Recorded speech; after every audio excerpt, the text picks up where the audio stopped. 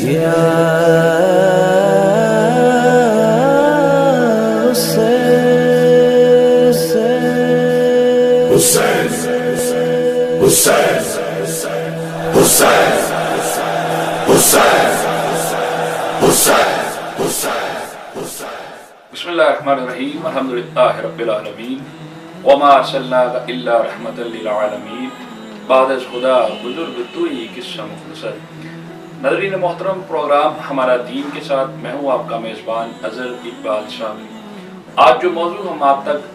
پہنچا رہے ہیں وہ ہے اذان کی ابتدا. کہ بطور ایک مسلمان ہمیں کم از کم یہ معلوم ہونا چاہیے کہ اذان کو کس طریقے سے ابتدائی دور میں پڑھا گیا، کس طریقے سے یہ ہم تک پہنچائی گئی. کیونکہ یہ وہ آواز ہے جو کہ ہم اپنے رب کے گھر سے سنتے ہیں، اور یہ آواز ہمیں یقیناً اپنے رب کے گھر تک لے جاتی ہے. نبی کریم رؤوف رحیم صلی اللہ علیہ وآلہ وسلم نے جب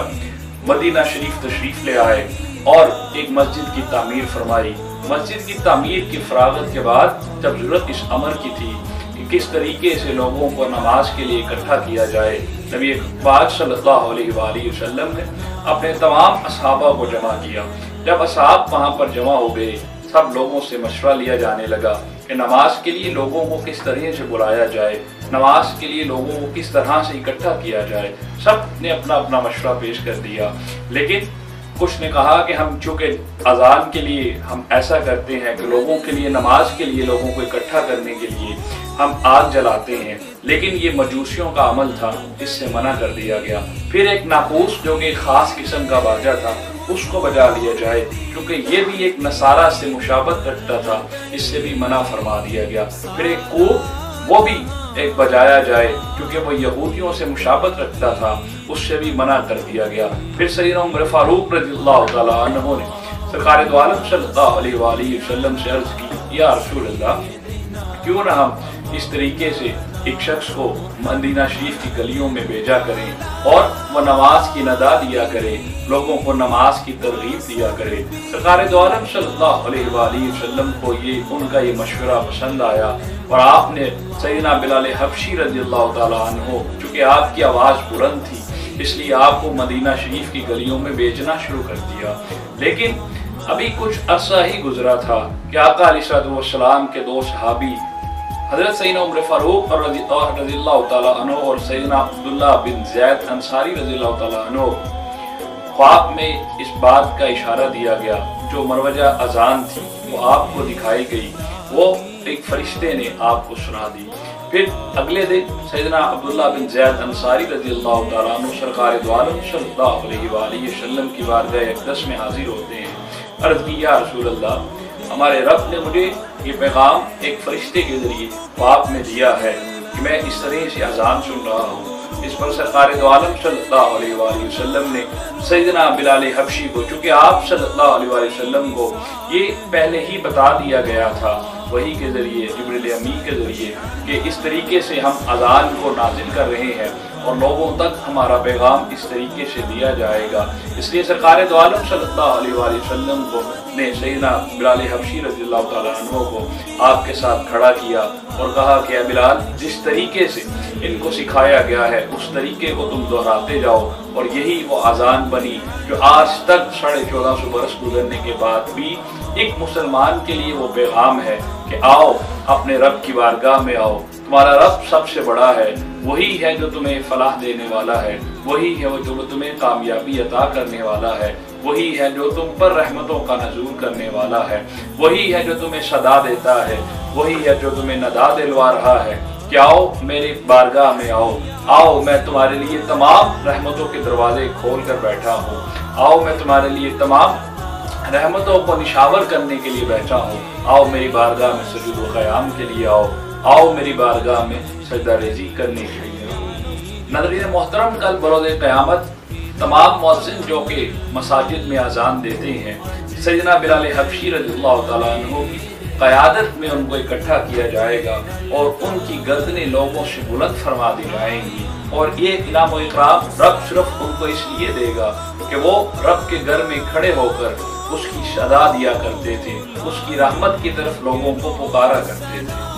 روایت میں آتا ہے کہ سیدنا ابو ہریرہ رضی اللہ تعالیٰ عنہ اس کے راوی ہیں،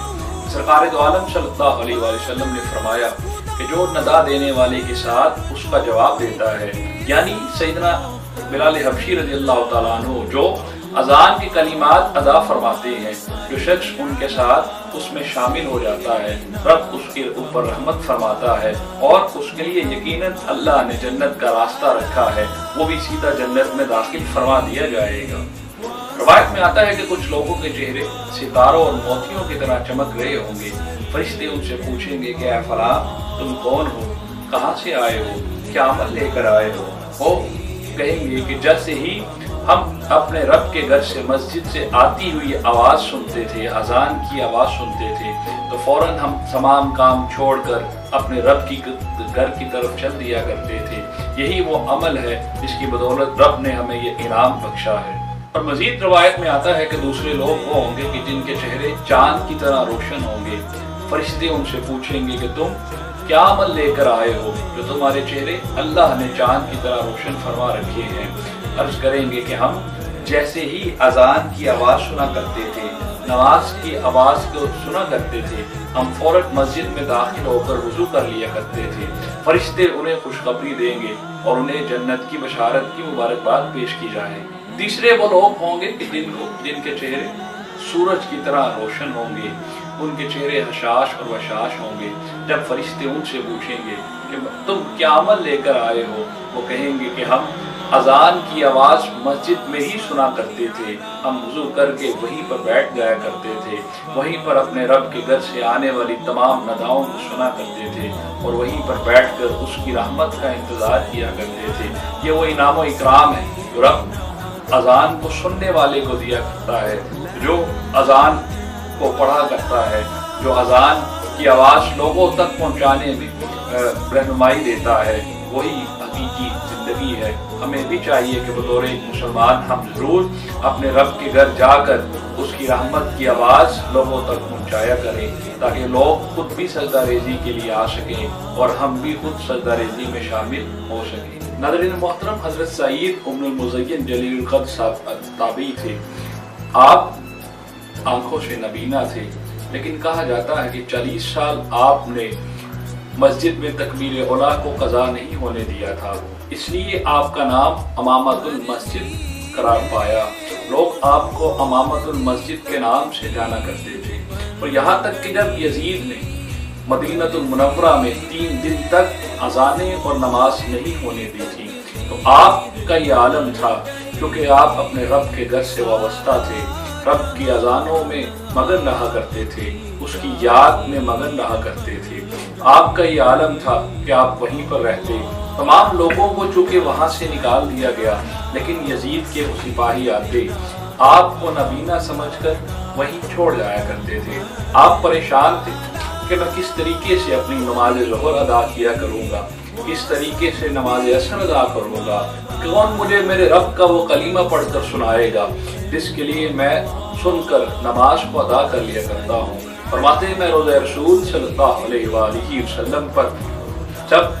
बवक्त नमाज बैठा करता, मुझे अंदर से नमाज के लिए अजान की भी आवाज़ आती, इकामत की भी अजान सुनाई जाती, मैं फिर वहीं पर नमाज भी अदा किया करता। नाज़रीन मोहतरम, जो लोग अपने दिलों को रब की याद से वाबस्ता कर लेते हैं, रब उनको अपने घरों से जोड़ लिया करता है। और यहाँ तक कि जो लोग मसाजिद में बहुत वक्त गुजारा करते हैं, वो अगर मस्जिद में ना सकें तो अल्लाह अपने फरिश्तों के जरिए उनके घरों से उनका हाल भी पूछ लिया करता है, क्योंकि रब है वो तो जानता है, लेकिन फरिश्तों को इंसानी शक्ल में उनके लिए खैर आफियत पूछने के लिए भी भेज दिया करता है। यही बात है कि हमें चाहिए कि हम अजान पर उस रहमत की अजान जो कि रब के घर से हमारे लिए आती है, उसको सुनकर दौड़ें अपने रब की तरफ, दौड़ें अपनी कामयाबी की तरफ, दौड़ें अपनी फलाह की तरफ। नाज़रीन मोहतरम, कुछ सवालात जो कि अक्सर अजान के लिए रखे जाते हैं, कुछ कन्फ्यूजन है, हम इंशाल्लाह उसको दूर करते हैं और आप तक ज़रूर उसको पहुँचाते हैं। नाज़रीन मोहतरम, ये सवाल हर ज़ुबान ज़द आम है कि बच्चे के कान में अजान क्यों दी जाती है,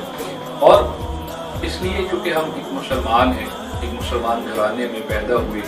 ये फ़र्क तो करता है لیکن چونکہ جب کوئی شخص اس دنیا میں پیدا ہوتا ہے اس کے ساتھ ایک جن پیدا ہوتا ہے جو اس کی پسلیوں کو چھیڑتا ہے، وہ شیطان کی صورت میں بچے کو رلاتا ہے اور اس پر حاوی ہونے کی کوشش کرتا ہے، اس کو دنیاوی گفتگو میں مائل کرنے کی کوشش کرتا ہے۔ اس لیے جب کوئی شخص اس دنیا میں آتا ہے اللہ نے ایک خاص انعام و اکرام رکھا ہے کہ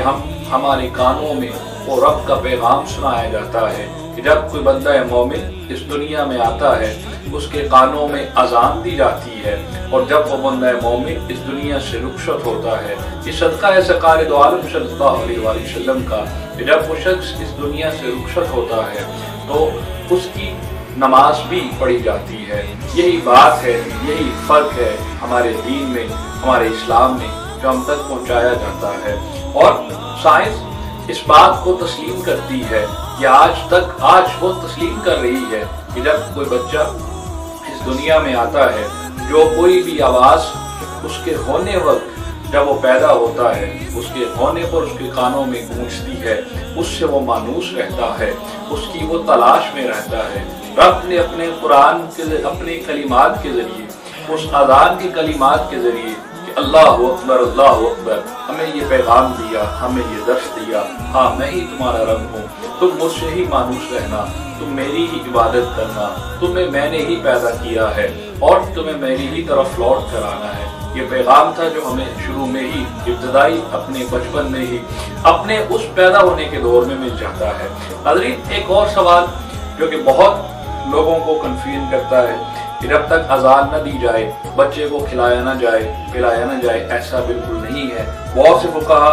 بتاتے ہیں کہ یہ ضروری نہیں ہے کہ جب آپ بچے کی جب تک کانوں میں اذان نہ دیں اور اس میں اس کو کھلا نہیں سکتے ہیں۔ فقہا اس بات پر آمادہ ہے کہ آپ اگر بچے کو بھوک محسوس کر رہے ہیں تو آپ اس کو کھلا سکتے ہیں، لیکن افضل طریقہ یہی ہے کہ جب کوئی بچہ اس دنیا میں آئے، جب اس کو نہلا لیا جاتا ہے فوراً اس کے کانوں میں اذان دی جائے اور اس کو پھر کھلایا پلایا جائے، تاکہ وہ ایک بطور مسلمان اس دنیا میں قائم و دائم رہے اور اپنی زندگی کے اس سفر کو جاری و ساری رکھے جو اس کے لیے منتخب کیا گیا ہے۔ ناظرین، کچھ لوگ اذان کے وقت استنجا خانہ میں چلے جاتے ہیں، اور ہاں یہ تو اگر ضرورت ہے، حاجت ہے، فقہا بیان کرتے ہیں، محدثین بتاتے ہیں، علماء بتاتے ہیں کہ اگر ضرورت ہے، حاجت ہے تو آپ جا سکتے ہیں، ورنہ آپ اگر ضرورت محسوس نہیں کرتے تو وہی وقت اپنا وضو میں لگائیں، وہی وقت اپنے اذان کے جواب میں لگائیں، تاکہ ہم اپنے رب سے آنے والے ہر پیغام کو اس کی طرف لوٹا سکیں اور اس کے کلمات کا جواب دے سکیں، جو کہ باعث رحمت بنے گا ہمارے لیے بھی، آپ سب کے لیے بھی۔ ناظرین، وقت چونکہ پروگرام کا ختم ہوا ہے، میں لوٹوں گا انشاءاللہ ایک نئے پیغام کے ساتھ، ایک نئے احساس کے ساتھ، چونکہ یہ آپ کا نہیں، میرا نہیں، صرف آپ سب کا دین ہے اور ہمارا پروگرام ہمارا دین۔ اگر آپ کو کچھ ہم سے مزید توقعات ہیں، اگر آپ چاہتے ہیں کہ ہم کوئی آپ کے لیے کچھ پیغام دیں، کچھ آپ کے لیے کوئی ایسا موضوع تیار کریں، تو آپ ہمیں واٹس ایپ کے ذریعے اس پہ روشنی لے سکتے ہیں، ہمیں یہ پیغام دے سکتے ہیں۔ ناظرین، وقت ہے اختتام کا، ہمیں اجازت دیجیے، انشاءاللہ ملتے ہیں اگلے پروگرام میں۔ السلام علیکم ورحمۃ اللہ وبرکاتہ۔